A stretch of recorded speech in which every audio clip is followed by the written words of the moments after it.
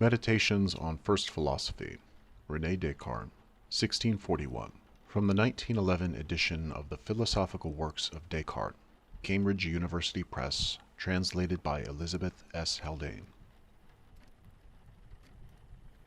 Meditation 1. Of the things which may be brought within the sphere of the doubtful. It is now some years since I detected how many were the false beliefs that I had from my earliest youth admitted as true, and how doubtful was everything I had since constructed on this basis. And from that time I was convinced that I must once and for all seriously undertake to rid myself of all the opinions which I had formerly accepted, and commence to build anew from the foundation, if I wanted to establish any firm and permanent structure in the sciences. But as this enterprise appeared to be a very great one, I waited until I had attained an age so mature that I could not hope that at any later date I should be better fitted to execute my design. This reason caused me to delay so long that I should feel that I was doing wrong were I to occupy in deliberation the time that yet remains to me for action. Today, then, since very opportunely for the plan I have in view, I have delivered my mind from every care, and am happily agitated by no passions, and since I have procured for myself an assured leisure in a peaceable retirement, I shall at last seriously and freely address myself to the general upheaval of all my former opinions. Now for this object it is not necessary that I should show that all of these are false. I shall perhaps never arrive at this end, but inasmuch as reason already persuades me that I ought no less carefully to withhold my assent from matters which are not entirely certain and indubitable than from those which appear to me manifestly to be false, if I am able to find in each one some reason to doubt, this will suffice to justify my rejecting the whole, and for that end it will not be requisite that I should examine each in particular, which would be an endless undertaking, for owing to the fact that the destruction of the foundations of necessity brings with it the downfall of the rest of the edifice, I shall only in the first place attack those principles upon which all my former opinions rested. All that up to the present time I have accepted as most true and certain, I have learned either from the senses or through the senses. But it is sometimes proved to me that these senses are deceptive, and it is wiser not to trust entirely to anything by which we have once been deceived.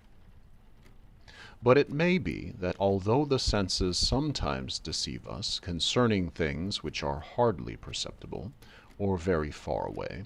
there are yet many others to be met with as to which we cannot reasonably have any doubt, although we recognize them by their means. For example, there is the fact that I am here, seated by the fire, attired in a dressing gown, having this paper in my hands, and other similar matters. And how could I deny that these hands and this body are mine, were it not perhaps that I compare myself to certain persons, devoid of sense, whose cerebella are so troubled and clouded by the violent vapors of black bile that they constantly assure us that they think they are kings, when they are really quite poor, or that they are clothed in purple, when they are really without covering, or who imagine that they have an earthenware head, or are nothing but pumpkins, or are made of glass. But they are mad, and I should not be any the less insane were I to follow examples so extravagant. At the same time I must remember that I am a man, and that consequently I am in the habit of sleeping, and in my dreams representing to myself the same things, or sometimes even less probable things, than do those who are insane in their waking moments. How often has it happened to me that in the night I dreamt that I found myself in this particular place, that I was dressed and seated near the fire, whilst in reality I was lying undressed in bed. At this moment it does indeed seem to me that it is with eyes awake that I am looking at this paper, that this head which I move is not asleep, that it is deliberately and of set purpose that I extend my hand and perceive it. What happens in sleep does not appear so clear nor so distinct as does all this. But in thinking over this, I remind myself that on many occasions I have, in sleep, been deceived by similar illusions, and in dwelling carefully on this reflection I see so manifestly that there are no certain indications by which we may clearly distinguish wakefulness from sleep, that I am lost in astonishment, and my astonishment is such that it is almost capable of persuading me that I now dream. Now let us assume that we are asleep, and that all these particulars, e.g., that we open our eyes, shake our head, extend our hands, and so on, are but false delusions, and let us reflect that possibly neither our hands nor our whole body are such as they appear to us to be. At the same time, we must at least confess that the things which are represented to us in sleep are like painted representations, which can only have been formed as the counterparts of something real and true, and that in this way those general things, at least, i.e., eyes, a head, hands, and a whole body, are not imaginary things, but things really existent. For, as a matter of fact, painters, even when they study with the greatest skill to represent sirens and satyrs by forms the most strange and extraordinary, cannot give them natures which are entirely new, but merely make a certain medley of the members of different animals, or, if their imagination is extravagant enough, to invent something so novel that nothing similar has ever before been seen,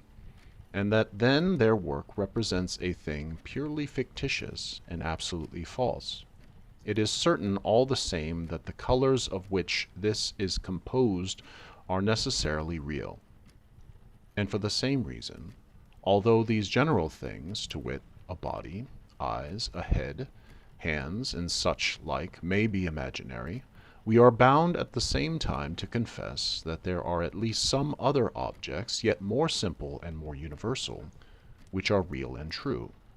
And of these, just in the same way as with certain real colors, all these images of things which dwell in our thoughts, whether true and real, or false and fantastic,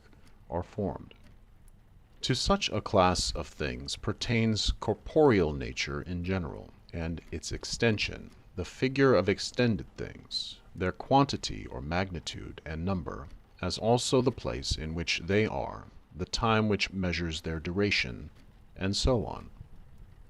That is possibly why our reasoning is not unjust when we conclude from this that physics, astronomy, medicine, and all other sciences which have as their end the consideration of composite things are very dubious and uncertain,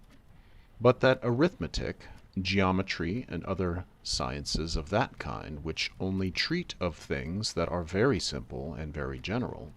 without taking great trouble to ascertain whether they are actually existent or not, contain some measure of certainty and an element of the indubitable.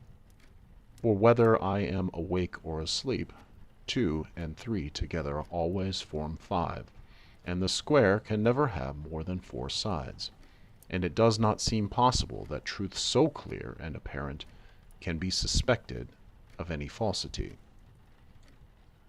Nevertheless, I have long had fixed in my mind the belief that an all-powerful God existed, by whom I have been created such as I am. But how do I know that he has not brought it to pass that there is no earth, no heaven, no extended body, no magnitude, no place, and that nevertheless I possess the perceptions of all these things, and that they seem to me to exist just exactly as I now see them? And besides, as I sometimes imagine that others deceive themselves in the things which they think they know best, how do I know that I am not deceived every time that I add 2 and 3, or count the sides of a square, or judge of things yet simpler, if anything simpler can be imagined? But possibly God has not desired that I should be thus deceived, for he is said to be supremely good. If, however, it is contrary to his goodness to have made me such that I constantly deceive myself, it would also appear to be contrary to his goodness to permit me to be sometimes deceived, and nevertheless I cannot doubt that he does permit this. There may indeed be those who would prefer to deny the existence of a God so powerful, rather than believe that all other things are uncertain. But let us not oppose them for the present, and grant that all that is here said of a God is a fable. Nevertheless, in whatever way they suppose that I have arrived at the state of being that I have reached, whether they attribute it to fate or to accident, or make out that it is by a continual succession of antecedents, or by some other method, since to err and to deceive oneself is a defect, it is clear that the greater will be the probability of my being so imperfect as to deceive myself ever, as is the author to whom they assign my origin the less powerful. To these reasons I have certainly nothing to reply, but at the end I feel constrained to confess that there is nothing in all that I formerly believed to be true, of which I cannot, in some measure, doubt, and that not merely through want of thought or through levity, but for reasons which are very powerful and maturely considered, so that henceforth I ought not the less carefully to refrain from giving credence to these opinions than to that which is manifestly false, if I desire to arrive at any certainty in the sciences. But it is not sufficient to have made these remarks, we must also be careful to keep them in mind. For these ancient and commonly held opinions still revert frequently to my mind, long and familiar custom having given them the right to occupy my mind against my inclination, and rendered them almost masters of my belief. Nor will I ever lose the habit of deferring to them, or of placing my confidence in them so long as I consider them as they really are, i.e., opinions in some measure doubtful, as I have just shown, and at the same time highly probable, so that there is much more reason to believe in than to deny them. That is why I consider that I shall not be acting amiss, if, taking of set purpose a contrary belief, I allow myself to be deceived, and for a certain time pretend that all these opinions are entirely false and imaginary, until at last, having thus balanced my former prejudices with my latter, so that they cannot divert my opinions more to one side than to the other, my judgment will no longer be dominated by bad usage or turned away from the right knowledge of the truth. For I am assured that there can be neither peril nor error in this course, and that I cannot at present yield too much to distrust, since I am not considering the question of action, but only of knowledge. I shall then suppose, not that God, who is supremely good and the fountain of truth, but some evil genius, not less powerful than deceitful, has employed his whole energies in deceiving me. I shall consider that the heavens, the earth, colors, figures, sound, and all other external things are not but the illusions and the dreams of which this genius has availed himself in order to lay traps for my credulity. I shall consider myself as having no hands, no eyes, no flesh, no blood, nor any senses, yet falsely believing myself to possess all these things. I shall remain obstinately attached to this idea, and if by this means it is not in my power to arrive at the knowledge of any truth, I may at least do what is in my power, i.e., suspend my judgment, and with firm purpose avoid giving credence to any false thing, or being imposed upon by this arch deceiver, however powerful and deceptive he may be. But this task is a laborious one, and insensibly a certain lassitude leads me into the course of my ordinary life. And just as a captive who in sleep enjoys an imaginary liberty, When he begins to suspect that his liberty is but a dream, fears to awaken, and conspires with these agreeable illusions, that the deception may be prolonged. So insensibly of my own accord I fall back into my former opinions, and I dread awakening from this slumber, lest the laborious wakefulness which would follow the tranquillity of this repose should have to be spent not in daylight, but in the excessive darkness of the difficulties which have just been discussed.